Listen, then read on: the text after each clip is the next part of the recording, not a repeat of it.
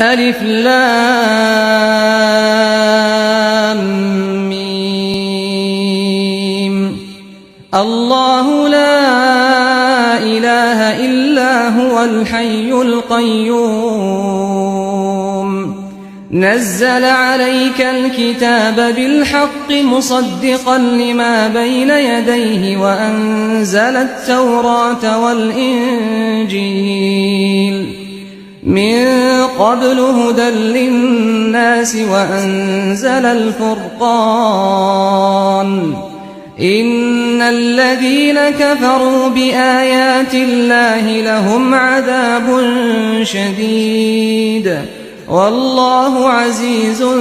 ذو انتقام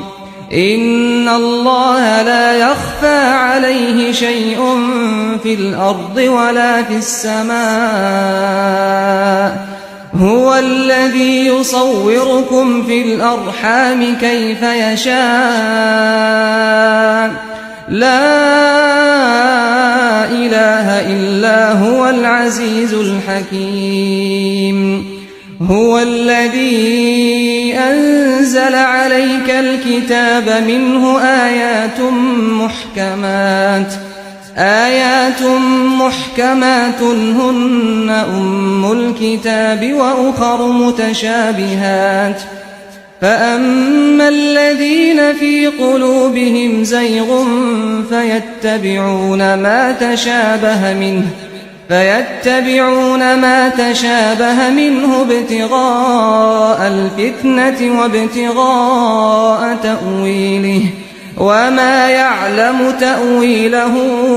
إلا الله